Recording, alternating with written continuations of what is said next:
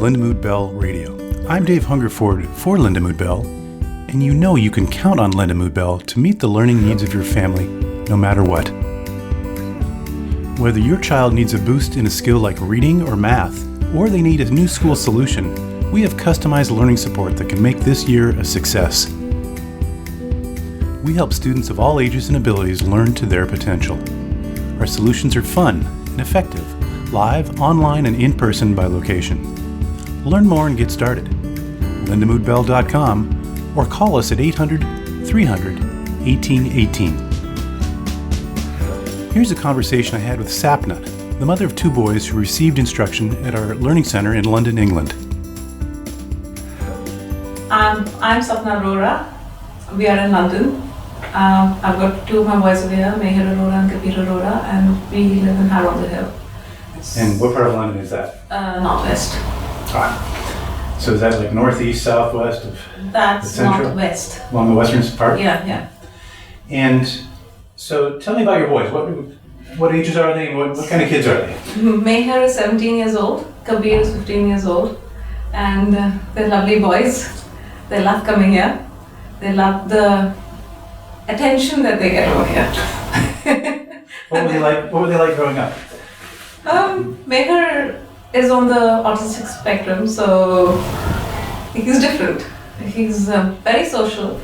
He's got a brain that is always going, and he's discovering different things. He's talking about movies all the time. He's very interested in music, movies, and that kind of thing. So recently that he started Lindamood-Bell Academy, he discovered history.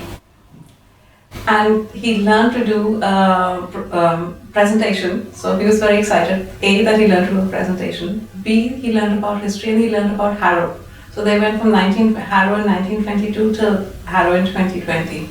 The history of Harrow. Harrow is a very old thing. So Harrow Boys School is based there. And we've got where we are, there's a really old church as well. So Harrow is an area? Harrow is an area. Oh, okay. So Harrow on the Hill is where Harrow Boys School was located, and it's quite an old established area in London. That's Pretty. Actually, it is a hill, and you can see Wembley, and you can see the city from there. It's pretty. So for Meher, this place has been really very, very. How do I say it? It's very. We've discovered this at the right time. And for Kabir also, we've discovered it at the right time because Kabir has sensory processing delay. So his comprehension was his weakness. He wants to go on to do drama. So he needs comprehension, he needs literature. When he started, in November, we started an intensive program for him. At that time, he kept telling me, I'm a 5 student, 5 out of 7. He's in Ivy school. And he was just not in a very happy place. Self-esteem wise, I'm not bright, why are you expecting me to do way better? Recently, ever since he's been on the program, he got a 7 out of 7 in one of his English poem critique. So now he realizes he's a 7-star student. So now he's like, I have to maintain 7, get 7 and maintain 7. That's the magic of Lindamood-Bell. I mean, you can see a difference in his whole demeanor. He's happy, he's confident, he's assured, he's very self-assured. He loves learning, he loves talking to people, and he knows that now he's set. He can do anything. He can go and conquer any battle, kind of a thing. Sounds like he's realized his potential is maybe a little higher than he thought. Yes, but he's also realized that he needs to work on his timing, and he's realized that he needs to put in the work. And the whole team has helped him because IB is all research based and all. So he earlier on, because of his slight weakness, he didn't understand what was expected of him, what they were asking. And B, he didn't know how to look into the research. So not only have they helped him in his sensory processing delay, they've also helped him in planning, in looking, the whole thing, which is going to take him forward from school on to university as well, because the rest of his life is all going to be, we all are out there searching for everything every day. So, yeah. Let me ask you a little bit about their early developmental stages in education, were they always in the British system? Yeah, they will. Kabir was always in the American school that he's been in. Oh, he's in America. He's been in an American school, and Meher has always been in a British school. What do you see as the difference between the two? The way they learn. British school, I mean, Meher, because of his unique advantages and disadvantages, always had a therapist going in, ABA therapist going in with him to school and stuff. But the way they learn, British system is like, they'll tell you this is what it is, and you've got to basically not do so much of research, learn by rote.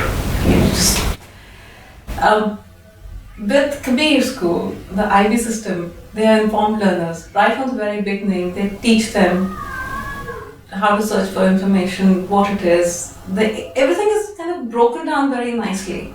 So it doesn't seem like work. It's made very interesting. As they get older, in the British system, the work starts right from like, they might be in grade second or first, second, they're giving. So it's just a lot of facts you have to memorize, like yes. If it's history, you gotta know. Yeah. Harold the loser, 1086, and this happened then, and this happened then. And it's quite full on from a very early age. Mm-hmm. In the IB system, and the American IB system that Kabir is in, we've learned that slowly the pressure built up. So kindergarten, pre-kindergarten, kindergarten, first grade, they were all very happy. Second grade, we all discovered as mothers that these kids were very unhappy. So we thought they were getting bullied in school. That wasn't the case. They had just put in the amount of work, the work pressure had increased. So suddenly from it all being fun and hardly any work, it went to being work. Fun but work as well. So then the work kind of slowly crept up. And now, by the time now he's in grade 10. So now he knows that this is what is expected of him, and the next 2 years are crucial. And did they have delays in reading itself at all, like just learning to read? No, Kabir, Meher was, because of his spectrum, and also he's dyspraxic as well, so he didn't understand a lot of things. Even now, like maths and all don't really make much more sense to him. Geometry will throw him off completely. But we knew, with Meher it was simple, we knew that those were going to be his strengths and weaknesses, and we need to take it slow. Which we did so, and luckily over here in the British system, everything is differentiated for kids on the spectrum, so things are a lot easier when they have to do the certificates. They get support. They get support, yeah. And also the certification is different, so the things are much more simpler than a normal GCSE or IB level, whatever, the exams are a little different. And when we say IB, that's the International Baccalaureate? Yeah. So with Kabir, I realized as he was getting older, I think he was in grade 4, when the word problems started coming, he wasn't really, if maths was just figures, he was happy. But when it was written out in the word problem, he was finding it difficult to access it, to understand it. That's when I started to realize that we have an issue over here. So I think it took us, he was in grade 4 or 5 when he came here. And that helped him build up his comprehension things and all, and then he was fine. They did a couple of programs over here, and then they were fine. But then again, after a few years, I realized that again comprehension was a sticking point, because then he started shying away from his work. He was like, okay, I don't understand this, but he would not say it. So with Kabir, if he doesn't understand something, he'll not attempt it. He'll not do his homework. He'll just want to turn his face away. That's it. That's his way of dealing with it. With Meher, I knew that it was an ongoing thing, and his learning was because of his college, the way they were teaching him. He was slipping in his learning. So, Lindamood-Bell Academy started a few years back, but he's just started this year. It's good. That's been a common thing I've seen, that if kids don't struggle just learning to read the words off the page, they can't understand it. It's, if you don't know any better, you think they're just not trying hard enough. Yes. Whereas there can be a comprehension deficit. So they probably both had visualizing, verbalizing the program here to help with that. We got to know about Lindamood-Bell through Meher's head therapist, ABA therapist. She had a couple of students who'd come here, and it had helped them immensely. So she said, at that point, she said that maybe this is a time where these two need to be introduced to this system because it'll work. My husband being him, he was very skeptical. No, I don't think it's going to work. But for me, if Saleema told me that this is what is going to work, I knew it was going to work. And when we came here and we saw the thing, and like I said, the proof of the pudding is in eating it, and that's what happened. It worked, and it's proven to work again. And now that they're more mature, they come back again for the second stint, and they're more mature. They've gained a lot more from it as they've grown older. So they know that whatever they're putting in, they're going to get the result back. And when they see the results back, instantly they're vindicated, they're happy. So you were referred by the person, that was your first Yes. time that you heard of Lindamood-Bell? Yes. Did you do any research online? No. See anything? You just trusted? No, her word was good enough. Research was done by my husband. If Saleema says this is good, I blindly go with it. Yeah, well, we owe a thank you to her. But I mean, she had two PhD students over here, and actually it worked for them. And she sent quite a few. She's got quite a few students over here. So what's her role? What is she? She is she started as a head therapist of ABA therapist for Meha, but she's qualified in a lot of other things as well. We've known her since Meha was 5. He's 17 now. He was diagnosed at age 5? Yeah. So you've done other therapies through the years? Only ABA. ABA? Only ABA. Floor time and... He's had ABA since he was 5 years old. Full-time ABA till he was, I want to say, 12, 13. And then because it was part-time because the school wasn't letting his therapist go in.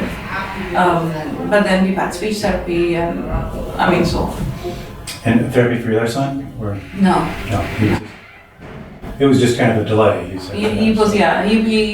We used to have, because Meha used to have a therapist with him all the time, so we got a lady to do homework for him because then he used to feel left out. I don't have anybody coming for me, only he has people there for him.